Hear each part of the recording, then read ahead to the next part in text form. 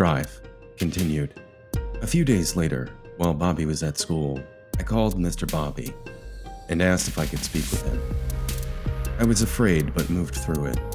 Bobby had told me on several occasions that his father was a tough guy, whom when he got angry would bare his fists and hurt him. No evidence of this had ever been forthcoming. No bruises on Bobby or telltale signs of abuse.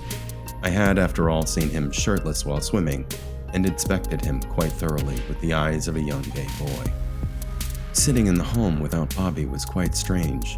His father, whom was clad in his bathrobe at 11 a.m., had offered me a cup of coffee. I liked it black, and he nodded as if this were some sort of sign that I was a tough guy as well. We settled down at the coffee table after he rested his back, and he took a sip, then asked, "Why are we here today?" in a very thick Massachusetts accent. "I'm here to tell you that I'm sorry for what I've done. I shouldn't have taken Bobby to Boston or even to Maine. I should have called the police and left him home. I thought it may be enough, but it wasn't." "Why are you telling me this?" Another sip, then he put his hands in his lap. I searched frantically for an answer and came up with only one. "God wants me to apologize." This made him smile. He leaned forward and asked, "Are you a Christian?" "Yes, sir." I actually used the word sir and felt like a new man. "That's good," he said and sipped and continued. "But what brand of Christianity?" Then I explained as I had been taught that I was an Advent Christian, not to be mistaken for Seventh-day Adventists. They were an offshoot of the Millerites as well, but went to church on Saturday instead of Sunday. He winced at all of this, then did a thing so alien to me that I would never forget it. He tried to debate me out of my version of Christianity and into his, which was Baptist. While I had other people from other denominations talk to me about their brand of Christianity, I had never had another person try to debate me into believing their version. Bobby and I had spent so many days without talking about religion that I had forgotten that his family was equally as religious as mine. Also, I had been too busy adoring him. During this conversation, I had had momentary thoughts to tell him about the way Bobby treated me, about his cruel comments and poking fun at my sexuality, as well as the things that I believed he had stolen from his father and others. I knew it would be subterfuge to turn his father's attention away from his chosen task, to get me rightly saved in the real Church of God. I felt pangs of anxiety throughout the conversation, hoping for a moment to say that I had to leave, but I wanted to make sure that my apology was accepted. He talked ad nauseum, even pulling out his Bible and showing me passages about hell and the like, and how it was real and how his own righteousness was but rags before God. So strangely reminiscent of conversations of the past was this, that I sat in complacent anxiety while he told me his whole life story, how he'd been a greaser in the 50s and was the king criminal of the town he grew up in, and how he had come to Jesus, and everyone appreciated that because his heart had settled. "And that's why Baptist is the true religion." He was implying that because of his own anecdotal experience, it meant that he must be living the true life. I nodded. It was nearing 2:30 p.m., and Bobby would be getting off the bus soon. Mr. Bobby accepted my apology, and then asked that I pray with him. It was awkward. He wanted to hold my hand. We bowed our heads and shut our eyes, and prayed the Lord's Prayer. I left thinking, 1 down, 2 to go. I'm so glad to have gotten out of there. The next day, I called Nick's house and his mother answered. "Atticus, you know that you're not allowed to call Nick for a while." Her voice was so stern and uninviting that I almost hung up. I almost told her to go fuck herself. After all, I was calling for her and her husband. I was trying to be an adult. But I reminded myself that she was a teacher, and that might just be the way she got her point across. I said, "No, I'm calling to see if I can talk to you and your husband." There was a pause. "About?" "I want to apologize in person for what I've done." Another pause, a voice in the distance. Her husband said, to let me come over. Then, "Okay, you can come over at 10 a.m. sharp. I have things to do after, so it has to be quick." That last part about having things to do was more likely her need to drink without anyone knowing she was doing so.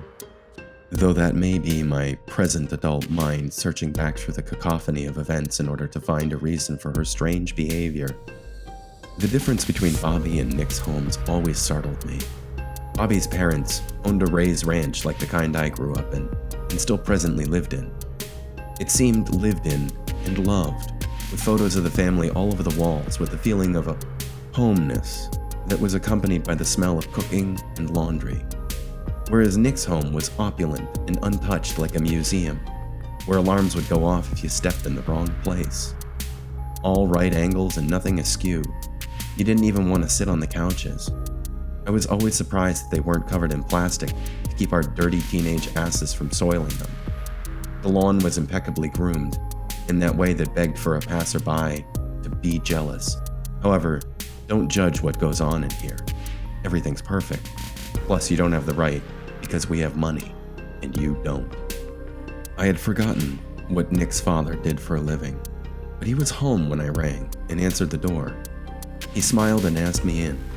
I did so, removing my shoes, like I had at the party, and sat in their second living room, remembering that just a few short weeks earlier, I had gotten drunk there.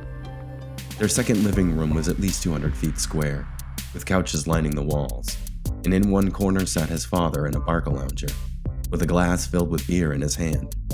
He obviously didn't care if people saw him drinking, especially at such an early hour. Along the wall, facing away from the back bay window, sat his mother in the exact center of an entire couch like a queen. They asked me the same question Bobby's father had. Why are we here?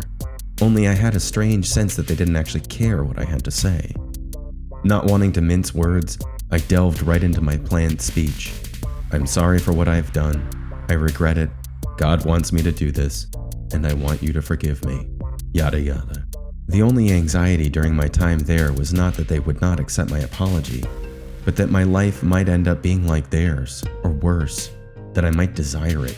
That kind of lifestyle where you have no blood and just stuff as a legacy, where you don't even yell at each other because the idea of having to split your assets down the middle is more terrifying than just remaining with a person you cannot stand. It was a different type of conversion tactic here, that I and the others who saw their life would be jealous and desire their lifestyle. Nick's mother began, "What were you thinking?" I replied that I wasn't, and I'm sorry for that. Her pinched face opened and closed. Words kept coming out that I was disgusted by. I had only come to apologize for my hand in the events after the robbery, but she seemed to believe that the entire event was my fault. "You were the adult," she said, like I had robbed the house, like it was entirely my idea.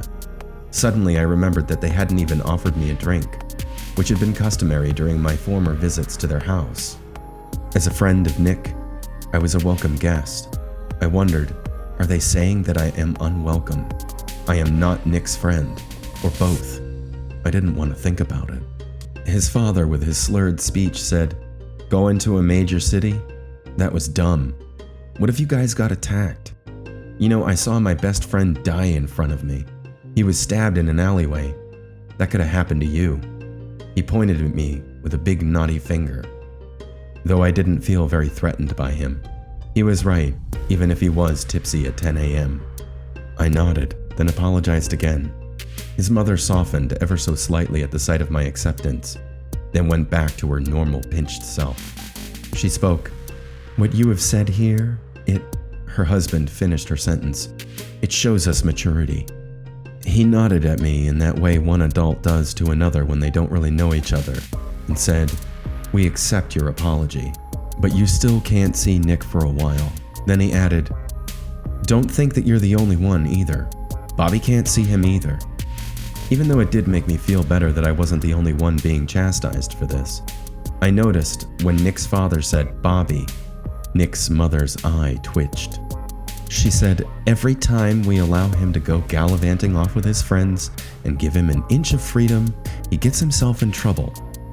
He's facing consequences just like you."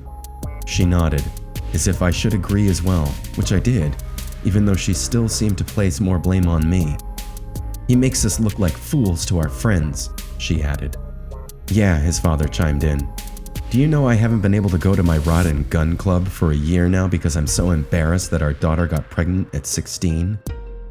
I didn't see how this had to do with anything, but I remember it distinctly because I was shocked that they thought of Nick's sister's baby as a burden on their high-blown lifestyle.